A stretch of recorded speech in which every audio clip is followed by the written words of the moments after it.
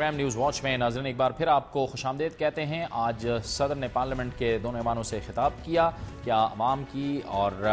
جو سیاسی جماعتیں ہیں ان کی توقعات صدر کے خطاب سے پوری ہوئیں، اور عام آدمی یہ سوال کرتا ہے کہ اس کے مسائل کا کیا حل ہے؟ کیا ان کی توقعات پوری ہوئیں؟ کیا ان کے مسائل کے لیے بھی کچھ صدر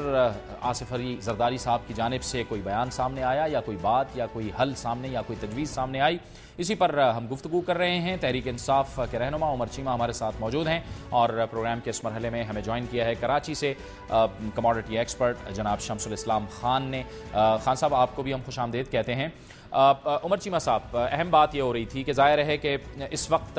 اگر مختلف اپوزیشن جماعتوں کی بات کی جائے تو ظاہر ہے پچھلے انتخابات میں آپ کی جماعت نے اور جماعت اسلامی نے بائیکاٹ کیا تھا۔ ایک تو یہ فرمائیے گا کہ اب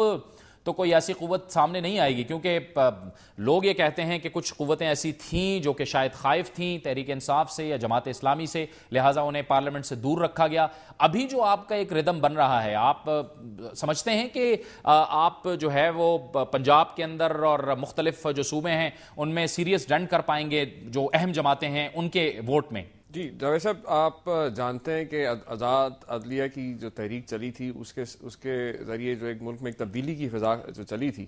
موومنٹ جو سٹارٹ ہوئی تھی، اس کا راستہ جو روکنے کی، اس کو ہائی جیک کرنے کی جو کوشش کی گئی کہ ایک بائیکاٹ کی بجائے جو ہے ایک لیجٹیمیٹ پالیسیز کو لیجٹیمائز کرنے کے لیے الیکشن میں حصہ جن جماعتوں نے لیا تھا، ان کا اگر آپ ان اپوزیشن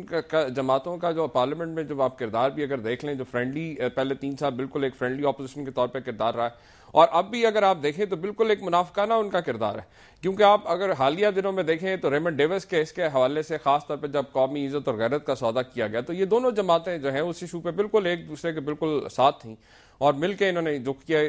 مل جل کے انہوں نے سارے کام کیا۔ لیکن جب بھی عوامی ایشوز کی بات آتی ہے تو پھر یہ وہی بیان بازی پہ اتر آتے ہیں۔ اس حوالے سے اگر آپ دیکھیں پوری قوم اس چیز کو ریئلائز کر چکی ہے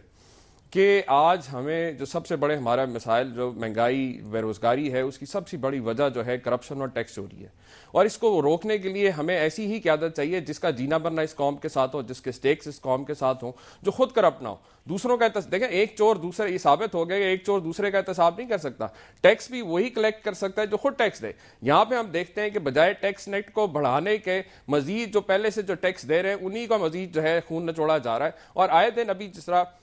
جو خبریں آ رہی کہ بھی پھر دوبارہ سے جو ہے پیٹرول کی پرائسز بھی بڑھائی جا رہی ہیں، اسی طریقے سے معیشت کا جو صدر صاحب نے جو ذکر کیا ہے اس کے حقائق ٹوٹلی برعکس ہیں۔ ٹھیک ہے خان صاحب، مہنگائی کی بات کی، ورچیمہ صاحب نے مہنگائی کی بات کی، آپ یہ فرمائیے گا کہ تقریباً 53 ارب کے ٹیکسز نافذ کیے گئے ہیں صدارتی آرڈیننس کے ذریعے سے، اس کا امپیکٹ کیا ہوگا؟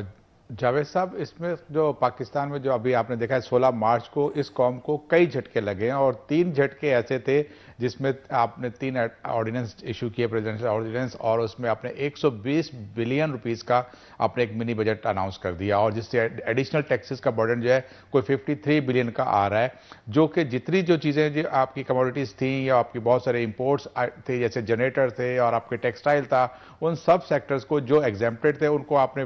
جو چھوٹ ختم کری۔ اب وہ اس کی پرائس ہائک تو ڈیفینیٹلی وہ پاس آن تو ہوگا لوگوں کے اوپر، اور اس سے جو ہے کوئی 15 سے 20% جو ہے مہنگائی بڑھنے کا خدشہ ہے، کیونکہ آپ اس وقت جو ہے زرعی ملک ہونے کے باوجود اپنی جو ایکسپورٹس ہیں وہ آپ کی اتنی نہیں ہے جتنی آپ امپورٹ زیادہ کرتے ہو، تو آپ کو دالیں امپورٹ کرنی ہیں، آپ کو اور دوسری چیزیں امپورٹ کرنی ہیں، کھانے پینے کی چیزیں کے علاوہ آپ کی پھر اس وقت ملک میں ایک اور چیز بھی بہت ہے کہ آپ کے پاور شارٹیج ہے، تو جنریٹرز کی امپورٹ بہت زیادہ ہوتی ہے، اس کی بھی جب آپ نے اس کی اوپر ٹیکس بڑھایا ہے اور اس پہ آپ نے جی ایس ٹی کا بھی بڑھا دیا، تو آپ کو یہ ہوگا کہ وہ بھی مہنگے ہو جائیں گے۔ تو مہنگائی کے اس میں پسے ہوئے لوگ جو ہیں وہ آلریڈی برڈن میں تھے، اس کے بعد آپ ان کی تکلیفوں کو بجائے کم کرنے کے آپ نے اس کو بڑھا دیا ہے۔ اچھا شمس صاحب، آپ موجود رہیے گا، ہمیں اس مرحلے پہ جوائن کیا ہے ٹیلی فون لائن پہ پاکستان کے سابق وزیر خزانہ جناب ڈاکٹر سلمان شاہ صاحب نے بھی۔ ڈاکٹر صاحب، آپ کو خوش آمدید کہتے ہیں، بہت شکریہ۔ ڈاکٹر صاحب، یہ جو صدارتی آرڈیننس کے ذریعے 53 ارب کے جو نئے ٹیکسز لگا دیے گئے، ظاہر ہے اس کا بھی امپیکٹ ہوگا، اور اب جو خبریں آ رہی ہیں کہ پیٹرولیم مصنوعات کی قیمتوں میں بھی تقریباً 7 روپے کا اضافہ کیا جا رہا ہے، اگر یہ ہوتا ہے تو پھر یہ صورتحال کیا بنے گی؟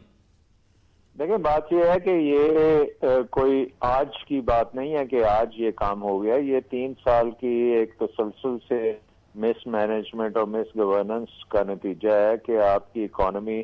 اس وقت سٹیگنیٹ بھی کر رہی ہے اور انفلیشن بھی بہت ہائی ہے۔ اور اس کے ساتھ ساتھ جو IMF کی پالیسیز ہیں اس کے تحت آپ کے اخراجات کم ہونے کی بجائے بڑھ رہے ہیں، کیونکہ سب سے بڑا جو جمپ آپ کے اخراجات میں آیا ہے وہ ڈیٹ سروسنگ پہ آیا، یعنی کہ سود کی جو پے کرنا ہے وہ ہمارے وقت میں 375 ارب تھا، آج وہ 825 ارب ہوا ہے۔ سو یہ سارا IMF کی پالیسیز ہیں جس نے آپ کی فسکل سپیس جو ہے وہ بالکل ختم کر کے رکھ دی ہے، اور اب بجٹ میں آپ نے جو جولائی میں دیا تھا، آپ نے IMF کو کہا کہ ہم 4% کا خسارہ لے کے آئیں گے، اور اس کے ساتھ GST بھی لگے گا اور باقی ریونیو سورسز آئیں گی، اور ایکسپینڈیچرز کو آپ نے بہت انڈر پچ کر کے وہ 4% کا کیا، تو آج وہ 4% جو ہے وہ امپاسبل ہو گیا اچیو کرنا، اور صرف 3 مہینے رہ گئے ہیں فسکل ایئر میں۔ اور IMF کے ساتھ جو نیگوشیشنز ہوئی ہیں اس میں انہوں نے کہا کہ چلیں آپ 4 یا 4.5% اگر نہیں کر سکتے تو 5.5% ہی خسارہ کر دیں، تو اس کو اب پورا کرنے کے لیے یہ انہوں نے اقدام کیے ہیں، اور اس میں جو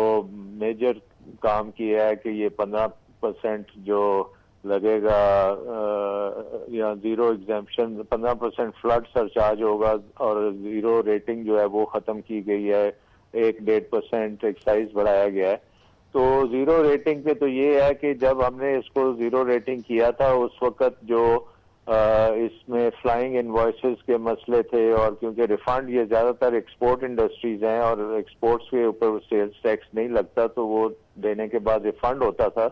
تو اس سے بہت بڑے مسئلے پیدا ہوئے تھے۔ بینکنگ میں ورکنگ کیپٹل پھنس جاتا تھا، پھر وہ فلائنگ انوائسز تھیں، اور جو ریفنڈ سے وہ کلیکشن سے زیادہ تھے۔ تو یہ آئی تھنک کہ 3 ماہ کے لیے انہوں نے کوشش کی ہے کہ ریونیو کو جنریٹ کر لیا جائے، اس کے بعد 3 ماہ جب گزر جائیں گے تو پھر یہ اس کو مے بی واپس زیرو ریٹنگ پہ آ جائے گی، لیکن اس